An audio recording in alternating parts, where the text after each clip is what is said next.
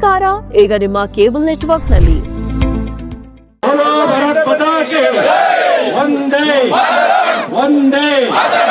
ಬಂಧುಗಳೇ, ಇವತ್ತು ನಾವು ಕರ್ನಾಟಕ ರಾಜ್ಯದ ಎಲ್ಲ ಕೋಲಾರ ಜಿಲ್ಲೆ, ಚಿಕ್ಕಬಳ್ಳಾಪುರ ಜಿಲ್ಲೆ, ಬೆಂಗಳೂರು ನಗರ ಜಿಲ್ಲೆ, ಬೆಂಗಳೂರು ಗ್ರಾಮಾಂತರ, ಮೈಸೂರು ಎಲ್ಲ ವಿವಿಧ ಭಾಗಗಳಿಂದ ಆಗಮಿಸಿರ್ತಕ್ಕಂಥ ನಮ್ಮ ಬಂಧುಗಳು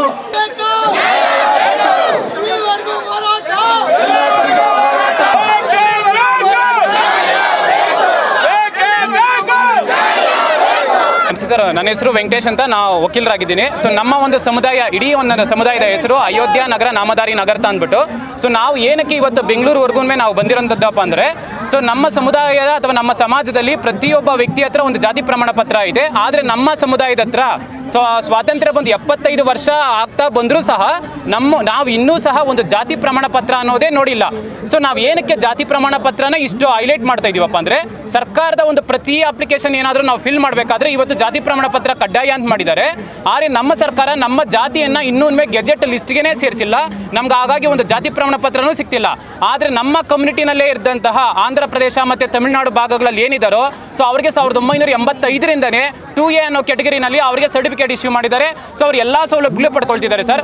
ಬಟ್ ನಮಗೆ ಈ ಒಂದು ಹಾಸ್ಟೆಲ್ ಸೌಲಭ್ಯ ಅದಂದರೆ ಈ ಒಂದು ಜಾತಿ ಪ್ರಮಾಣ ಪತ್ರ ಇಲ್ಲದೆ ಒಂದೇ ಒಂದು ಕಾರಣಕ್ಕಾಗಿ ನಮ್ಮ ಮಕ್ಕಳು ಸರ್ ಸ್ಟಾರ್ಟಿಂಗ್ 6ನೇ ತರಗತಿಗೆ ಏನು ಕಿತ್ತೂರಾಣಿ ಚೆನ್ನಮ್ಮ ಮತ್ತು ಮೊರಾರ್ಜಿ ದೇಸಾಯಿ ಸ್ಕೂಲ್ಗಳಿದಾವೋ ಅಲ್ಲಿ ನಮ್ಮ ಮಕ್ಕಳನ್ನ ಪ್ರವೇಶ ಮಾಡ್ತಿಲ್ಲ, ಅಂದರೆ ಒಳಗಡೆ ಸೇರಿಸ್ಕೊಳ್ತಿಲ್ಲ. ರೀಸನ್ ಅಂದರೆ ನಿಮ್ಮ ಹತ್ರ ಜಾತಿ ಪ್ರಮಾಣ ಪತ್ರ ಇಲ್ಲ, ನಿಮ್ಮನ್ನು ಇಲ್ಲಿಗೆ ನಾವು ಸೇರಿಸ್ಕೊಳ್ಳೋದಕ್ಕೆ ಆಗೋದಿಲ್ಲ ಅಂತಾರೆ. ನಾವೇನಾದರೂ ಒಂದು SSLC PUC ಮುಗಿಸಿ ಕಾಲೇಜ್ ಓದೋಣ ಅಂತ ಹೇಳ್ಬಿಟ್ಟು ಒಂದು ನಗರ ಭಾಗಕ್ಕೆ ಇಲ್ಲ ತಾಲೂಕು ಜಿಲ್ಲಾ ಕೇಂದ್ರಗಳಿಗೆ ಬಂದಾಗೊಮ್ಮೆ ನಮ್ಮ ಸರ್ಕಾರನೇ ಮಾಡಿರೋಂತಹ ಒಂದು BCM ಹಾಸ್ಟೆಲ್ ಒಳಗಡೆ ಹೋಗೋದಕ್ಕೆ ವಾರ್ಡನ್ ಸರ್ ಸಹ ಬಿಡೋದಿಲ್ಲ.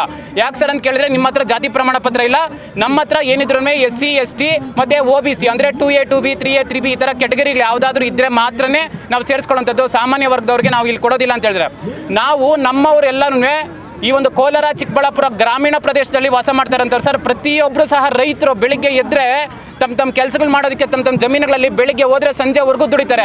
ತಮ್ಮ ಮಕ್ಕಳನ್ನ ಏನೋ ಒಂದು ಓಚಣೆ ಮಾಡೋಣ ಅಂತ ಹೇಳ್ಬಿಟ್ಟು ದಿನಕ್ಕೆ ಬೇರೆ ಸುಮಾರು ಒಂದು 50 ಭಾಗದಷ್ಟು ಜನರು ಕೂಲಿ ಕಾರ್ಮಿಕರಾಗಿ ಬೇರೆಯವ್ರ ಜಮೀನುಗಳಲ್ಲಿ ಕೆಲಸ ಮಾಡಿಕೊಂಡು ತಮ್ಮ ಮಕ್ಕಳನ್ನ ಬಂದು ಓದಿಸ್ತಾ ಇದ್ರೆ, ನಮ್ಮ ಒಂದು ಜನಾಂಗದ ಹೆಣ್ಮಕ್ಳು ಏನಾದ್ರೂ ಕಾಲೇಜ್ ಮಟ್ಟಕ್ಕೆ ಬಂದಾಗ ಸೊ PGಗಳಲ್ಲಿ ಉಳ್ಕೊಳ್ಳೋದಕ್ಕೆ ಆ ಮಟ್ಟಕ್ಕೆ ನಾವು ಸೌಲಭ್ಯಗಳು ಕೊಡೋದಕ್ಕೆ ನಮ್ಮ ರೈತರ ಕಡೆಯಿಂದ ಆಗೋದಿಲ್ಲ. ಇಷ್ಟೇ ಸಾರಿ ನಾವು ಸರ್ಕಾರಕ್ಕೆ ಹೋಗಿ ನಾರ್ಮಲಾಗಿ ಒಂದು ಅಪ್ಲಿಕೇಶನ್ಸ್ ಕೊಟ್ಟು ಬರ್ತಾ ಇದ್ರು ಅವರೆಲ್ಲ ನೆಗ್ಲೆಕ್ಟ್ ಮಾಡ್ತಾನೆ ಇದ್ದಾರೆ.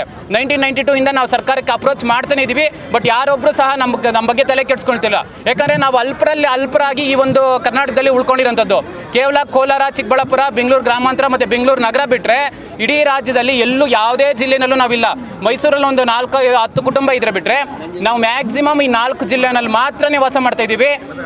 ಏನು ಒಂದು ಅಯೋಧ್ಯ ಶ್ರೀರಾಮನ ಜೊತೆನಲ್ಲಿ ಏನು ನಾವೆಲ್ಲ ಆ ಕಡೆಯಿಂದ ನಮ್ಮ ಮೂಲ ಪುರುಷರು ಏನಿದ್ರು ಅಯೋಧ್ಯೆಯಿಂದ ಈ ಕಡೆ ವಲಸೆ ಬಂದಂಥವ್ರು, ಸೊ ಅವ್ರ ಕಾರ್ಯ ಏನು ಲಂಕೆಗೆ ಹೋಗಿ ಮತ್ತೆ ಸೀತೆಯನ್ನು ವಾಪಸ್ ಕರ್ಕೊಂಡು ಹೋಗ್ಬೇಕಾದ್ರೆ ನಾವು ಇಲ್ಲೇ ಉಳ್ಕೊಂಡ್ಬಿಟ್ವಿ. ಸೊ ಆ 4 ಜಿಲ್ಲೆಗಳಲ್ಲಿ ಮಾತ್ರ ಉಳ್ಕೊಂಡಿದ್ದೀವಿ. ನಮ್ಮನ್ನು ಇದುವರೆಗೂ ಯಾವುದೇ ಸರ್ಕಾರಗಳು ಗುರುತಿಸಿಲ್ಲ. ನನ್ನ ಹತ್ರ BPL ಕಾರ್ಡ್ ಐತೆ, ಅಂದರೆ ಬಿಲೋ ಪ್ರಾವರ್ಟಿ ಲೈನ್ ಅಂತ ಹೇಳ್ಬಿಟ್ಟು ನನ್ನನ್ನು ಗುರುತಿಸಿದ್ದಾರೆ. ನನಗೆ ನಮ್ಮ ಮನೆ ಹತ್ರನೇ ಅಕ್ಕಿ ಕಳಿಸ್ತಾರೆ. ನಾವು ಏನು ಬೇಕಾದ್ರೂ ಅಲ್ಲಿ ಊಟ ಮಾಡಿಕೊಂಡು ನೆಮ್ಮದಿಯಾಗಿ ಜೀವನ ನಡೆಸ್ಬೋದು. ಎಲ್ಲಿ ಜೀವನ ನಡೆಸ್ಬೋದು? ಹಳ್ಳಿನಲ್ಲಿ ನಾವು ಜೀವನ ನಡೆಸ್ಬೋದು. ನಗರಕ್ಕೆ ಬಂದು ನಮ್ಮ ಮಕ್ಕಳು ಓದೋದಕ್ಕೆ ನಾವು ನಗರಕ್ಕೆ ಕಳಿಸ್ತಾ ಇದ್ದೀರಿ. ಒಂದು ತುತ್ತು ಅನ್ನ ಮತ್ತು ಒಂದು ಹಾಸ್ಟೆಲ್ ಸೌಲಭ್ಯ ಕೊಡಿ ಅಂದರೆ ನಮ್ಮ ಸರ್ಕಾರ ಕೊಡೋದಿಲ್ಲ ಅಂತಾರೆ. ರೀಸನ್ ಅಂದರೆ ನಿಮ್ಮ ಹತ್ರ ಜಾತಿ ಪ್ರಮಾಣ ಪತ್ರ ಕೊಡಿ ಅಂತ. ಜಾತಿ ಪ್ರಮಾಣ ಪತ್ರ ಎಲ್ಲಿಂದ ಕೊಡೋಣ ಸರ್? ಎಲ್ಲ ಸೌಲಭ್ಯಗಳು ನೀವೇ ಕೊಡಿಸ್ತಿದ್ದೀರಾ. ಏನು ಬೇಕು? ನಮ್ಮ ಹತ್ರ ವೋಟಿಂಗ್ ಪವರ್ ಇಲ್ಲ ಅಂದರೆ ನೆಕ್ಸ್ಟ್ ಒಂದು ವಾರದಲ್ಲೇ ನಮ್ಮ ಹತ್ರ ಒಂದು ಮತದಾನ ಕಾರ್ಡ್ ಬರುತ್ತೆ. ಎಲ್ಲ ವ್ಯವಸ್ಥೆಗಳು ನೀವು ಮಾಡ್ಕೊಳ್ಳೋವಾಗ ನಮ್ಮ ಜಾತಿ ಕರ್ನಾಟಕದಲ್ಲಿ ಒಬ್ಬ ಯಜಮಾನ ಅಥವಾ ಏನೋ ಒಂದು ಮುಖ್ಯಸ್ಥರು ಇರ್ತಾರೋ ಅಲ್ಲಿರೋಂಥ ಎಲ್ಲರ ಒಂದು ಯೋಗಕ್ಷೇಮನ ನೋಡ್ಬೇಕು ತಾನೆ. ನಮ್ಮ ಒಂದು ಜಾತಿನೇ ಸರ್ಕಾರದ ಲಿಸ್ಟ್ ಹತ್ರ ಇಲ್ಲ ಅಂತಂದರೆ ಅದು ಯಾರು ಹೊಣೆ? ನಾವು ಸಹ ನಮ್ಮ ಕರ್ನಾಟಕದಲ್ಲೇ ನಾವು ವಾಸ ಮಾಡ್ತಿದ್ದೀವಲ್ಲ, ಇಲ್ಲಿಗೇ ನಾವು ಟ್ಯಾಕ್ಸ್ ಕಟ್ತಾ ಇದ್ದೀವಿ, ಪ್ರತಿಯೊಂದು ಮಾಡ್ತಾ ಇದ್ದೀವಿ. ಸೊ ನಾವು ಇಷ್ಟೆಲ್ಲ ಕಷ್ಟಪಟ್ಟರು ಸುಮಾರು 20, 30, 40 ವರ್ಷಗಳಿಂದ ನಮ್ಮ ಒಂದು ಜನಾಂಗದ ಒಂದು ಯುವಕರಾಗ್ಬೋದು, ವಿದ್ಯಾರ್ಥಿಗಳು, ಹೆಣ್ಮಕ್ಳಂತೂ SSLC PUC ಎಜುಕೇಷನ್ ಪಡ್ಕೊಳ್ತಿದ್ರೆ ಬಿಟ್ಟರೆ ಮುಂದಿನ ಒಂದು ಹಂತಕ್ಕೆ ಹೋಗ್ತಾನೆ ಇಲ್ಲ. ಯಾವುದಾದ್ರೂ ಒಂದು ಹುದ್ದೆನ ಅಲಂಕರಿಸ್ಬೇಕಾದ್ರೆ ನಮ್ಮಲ್ಲಿ ಯಾರೂ ಸಹ IAS ಆಗ್ಬೋದು, IPS ಆಗ್ಬೋದು, KS ಆಗ್ಬೋದು ಯಾವುದಕ್ಕೂ ಸಹ ಹೋಗಿ ಇದುವರೆಗೂ ಸೆಲೆಕ್ಟೇ ಆಗಿಲ್ಲ.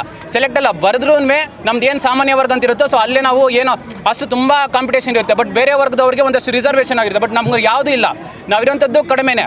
ಸೊ ಆಗ ಯಾವ ಒಂದು ಇದರಲ್ಲೂ ಸಹ ನಮ್ಮ ಒಂದು ಸರ್ಕಾರದಿಂದ ನಮಗೆ ಬೆಂಬಲನೇ ಸಿಗ್ತಾ ಇಲ್ಲ. ಮುಖ್ಯವಾಗಿ ನಮಗೆ ಅನುಚ್ಛೇದ 14 ಏನು ಹೇಳುತ್ತೆ? ಸಮಾನತೆ ಹಕ್ಕು ಅಂತ ಹೇಳುತ್ತೆ. ನಮ್ಮ ಭಾರತದಲ್ಲಿರುವಂಥ ಪ್ರತಿಯೊಬ್ಬರು ಕಾನೂನಿನ ಮುಂದೆ ಸಮಾನರು ಅಂತ ಹೇಳಿದ್ಮೇಲೆ ನಮ್ಮನ್ನು ಇವತ್ತು ಮಾತ್ರ ಯಾಕೆ ನಮ್ಮ ಒಂದೇ ಒಂದು ಜನಾಂಗನ ಕರ್ನಾಟಕದಲ್ಲಿ ಯಾಕೆ ಇದುವರೆಗೂ ನೆಗ್ಲೆಕ್ಟ್ ಮಾಡ್ತಾರಂಥದ್ದು? ಹಾಗಾದರೆ ಅನುಚ್ಛೇದ 14 ಮತ್ತು ಯಾರಿಗೆ ಹೇಳುತ್ತೆ? ಒಂದು ದಿನ ಡಾಕ್ಟರ್ BR ಅಂಬೇಡ್ಕರ್ ಅವ್ರನ್ನ ನೀವು ಇಲ್ಲಿ ಬರಬೇಡಿ ಅಂತ ಹೇಳ್ಬಿಟ್ಟು ಹೊರಗಡೆ ಇಟ್ಟರು. ಅವರು ಎಷ್ಟೋ ಹೋರಾಟ ಮಾಡಿ ಇಡೀ ಸಮುದಾಯಕ್ಕೆ ನ್ಯಾಯ ತಂದು ಕೊಟ್ಟರು. ಇವತ್ತು ನಮ್ಮ ಕಮ್ಯುನಿಟಿ ಮಕ್ಕಳನ್ನು ಸಹ ಅದೇ ಥರನೇ ಸರ್ಕಾರ ಆಚೆ ನಿಲ್ಲಿಸಿರೋಂಥದ್ದು. ನೀವು ಒಳಗಡೆ ಬರಬೇಡ್ರಿ ಅಂತ ಅಂದ್ಬಿಟ್ಟು. ಯಾಕೆ ಹೋಗಬಾರ್ದು? ನಮ್ಮ ರೈತರ ಮಕ್ಕಳು, ರೈತರು ಬೆಳಿಗ್ಗೆಯಿಂದ ಸಂಜೆವರೆಗೂ ದುಡ್ಬಿಟ್ಟು ದೇಶಕ್ಕೆ ಅನ್ನ ಕೊಡೋ ರೈತನಿಗೇನೆ ಅವ್ರ ಮಕ್ಕಳು ಹಾಸ್ಟೆಲ್ಗೆ ಹೋದ್ರೆ ನಿಮ್ಮನ್ನು ನಾವು ಸೇರಿಸ್ಕೊಳ್ಳೋದಿಲ್ಲ ಅಂತ ಹೇಳ್ಬಿಟ್ರೆ ಇದು ಯಾವ ನ್ಯಾಯ ಸರ್? ಅನುಚ್ಛೇದ 21 ಏನು ಹೇಳುತ್ತೆ? ರೈಟ್ ಟು ಎಜುಕೇಷನ್ ಆ್ಯಕ್ಟ್ ಅಂತ ಹೇಳಿ ಪ್ರತಿಯೊಬ್ಬ ಮಕ್ಕಳು ಒಂದು ಒಳ್ಳೆ ಶಿಕ್ಷಣ ಪಡ್ಕೊಳ್ಬೇಕಾದಂಥದ್ದು ಅವ್ರ ಕರ್ತವ್ಯ ಅಂತ ಹೇಳ್ತಾರೆ. ಸರಿ, ನಾವು ಮೊರಾರ್ಜಿ, ಕಿತ್ತೂರು ರಾಣಿ ಚೆನ್ನಮ್ಮ ವಸತಿ ಶಾಲೆಗಳಿಗೆ ನಮ್ಮ ಮಕ್ಕಳನ್ನ ಕರ್ಕೊಂಡೋದ್ರೆ ನಿಮ್ಮನ್ನು ಸೇರಿಸ್ಕೊಳೋದಿಲ್ಲ ಅಂತಂದರೆ ಅವಾಗ ಅನುಚ್ಛೇದ 21 ಏನು ನಮ್ಗೆ ಎಲ್ಲಿ ಸರ್ ನ್ಯಾಯ ಕೊಡ್ತಿದೆ? ಸೊ ಹಾಗಾಗಿ ನಾವು ಪ್ರತಿ ಒಂದು ತಾಲೂಕು ಮಟ್ಟದಲ್ಲೂ ಸಹ ಪ್ರತಿಭಟನೆ ಮಾಡಿದ್ವಿ. ನಮ್ಮ ಒಂದು ಜಾತಿನ ಗೆಜೆಟ್ಗೆ ಸೇರಿಸ್ರಿ, ನಮ್ಮನ್ನು 2A ಕ್ಯಾಟಗರಿ ಕೊಡ್ರಿ. ಆಂಧ್ರ ತಮಿಳ್ನಾಡಲ್ಲಿ ಒಂದು ನ್ಯಾಯ, ನಮಗೊಂದು ನ್ಯಾಯನ ಅವ್ರಿಗೆ ಆ 2A ಕ್ಯಾಟಗರಿ ಕೊಟ್ಟಿರೋದೇನು? ಈಗ ಅಯೋಧ್ಯೆ ನಗರ ನಾಮಧಾರಿ ನಗರಂ ಅನ್ನೋ ಒಂದು ಹೆಸರಲ್ಲಿ 1985ರಿಂದ ತಮಿಳ್ನಾಡವರಿಗೆ ಜಾತಿ ಪ್ರಮಾಣ ಪತ್ರ ಇದೆ ಸರ್. 2A ಇದ್ದಾರೆ ಅವರು. ಅದೇ ಥರ ಆಂಧ್ರದಲ್ಲೂ ಸಹ ಇದ್ದಾರೆ. ನಮಗೆ ಯಾಕೆ ಕೊಡ್ತಾ ಇಲ್ಲ ನೀವು? ಸೊ ನಮ್ಗೆ ಯಾವುದಾದ್ರೂ ಒಂದು ಕೊಡಿ ಅಂತ ತಾಲೂಕು ಮಟ್ಟದಲ್ಲಿ ಪ್ರತಿಭಟನೆ ಮಾಡಿದ್ವಿ ಸರ್. ನಮಗೆ ಪ್ರಮುಖವಾದಂಥ ಬೇಡಿಕೆಗಳು, ನಮ್ಮ ಒಂದು ಸಮುದಾಯ ಏನಿದೆಯೋ ನಾಮಧಾರಿ ನಗರ್ತ ಅಂತ ಅಂದ್ಬಿಟ್ಟು, ಅಯೋಧ್ಯೆ ನಗರ ನಾಮಧಾರಿ ನಗರದಲ್ಲಿ ನಾವು ಶಾಲಾ ದಾಖಲೆಗಳೆಲ್ಲ ನಗರ್ತ ನಾಮಧಾರಿ ನಗರ್ತ ಅಂತ ಹೇಳ್ಬಿಟ್ಟು ಬರ್ಸ್ಕೊಂಡಿದ್ದೀವಿ.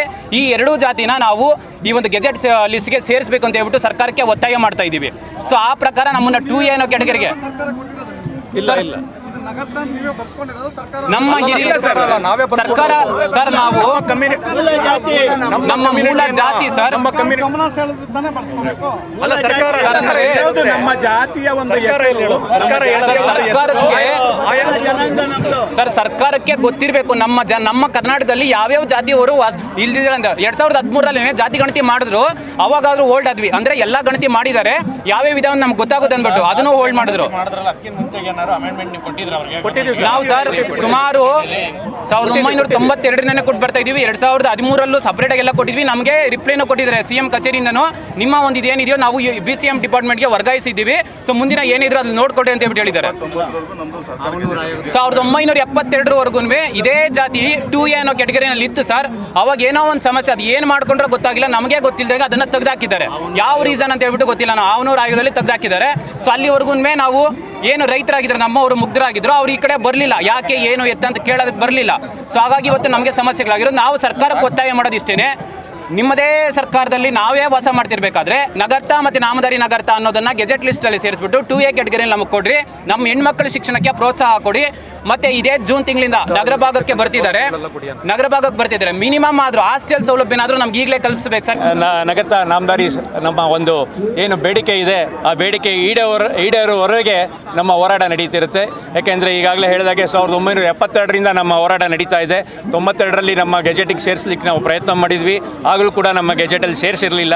ಈಗ 2013ರಲ್ಲಿ ನಮ್ಮ ಗೆಜೆಟ್ ಮಾಡಿ ಒಂದು ನಗರ್ತ ಅಂತ ಸೇರಿಸಿದ್ದಾರೆ. ಆದರೆ ಅದಕ್ಕೆ ಯಾವುದೇ ಥರದ ಒಂದು ವಿವರಣೆಯನ್ನು ಅವರು ಸರಿಯಾಗಿ ಕೊಟ್ಟಿಲ್ಲ. ಅದರಿಂದ ಈ ಗೊಂದಲಗಳನ್ನ ಈಡೇರಿಸಬೇಕಾದ್ರೆ ನಾವು ಈ ಹೋರಾಟವನ್ನು ಮಾಡ್ತಾ ಇದ್ದೀವಿ. ಪ್ರತಿಯೊಂದು ಹಳ್ಳಿಯಿಂದನೂ ನಾವು ಕೋಲಾರ ಜಿಲ್ಲೆ ಆಗ್ಬೋದು, ಮತ್ತು ಚಿಕ್ಕಬಳ್ಳಾಪುರ ಜಿಲ್ಲೆ ಆಗ್ಬೋದು, ಬೆಂಗಳೂರು ಗ್ರಾಮಾಂತರ, ಬೆಂಗಳೂರು ಮತ್ತು ಮೈಸೂರು, ನಂಜನಗೂಡು ಎಲ್ಲ ಕಡೆಯಿಂದನೂ ಇವತ್ತಿನ ದಿವಸ ನಾವು ಕೆಲವ್ರನ್ನ ಕರೆದಿದ್ದೀವಿ. ಪೂರ್ತಿಯಾಗಿ ಎಲ್ಲರೂ ಬಂದಿಲ್ಲ, ಆದರೆ ಎಲ್ಲರೂ ಬಂದು ಈ ಹೋರಾಟಕ್ಕೆ ಕೈ ಜೋಡಿಸಿದ್ದಾರೆ. ಇದು ಮುಂದೆ ಇಲ್ಲಿಗೆ ನಾವೊಂದು ಅಂತ್ಯ ಆಗೋದಿಲ್ಲ, ಇಲ್ಲಿಗೆ ಆರಂಭ ಆಗಿದೆ. ನಮ್ಮ ಹೋರಾಟ ನಾವು ಗೆಲ್ಲುವವರೆಗೂ ಈ ಹೋರಾಟವನ್ನು ನಾವು ಕಂಟಿನ್ಯೂ ಮಾಡ್ತೀವಿ ಅಂತ ಹೇಳಲಿಕ್ಕೆ ಇಷ್ಟಪಡ್ತೀನಿ ಸರ್.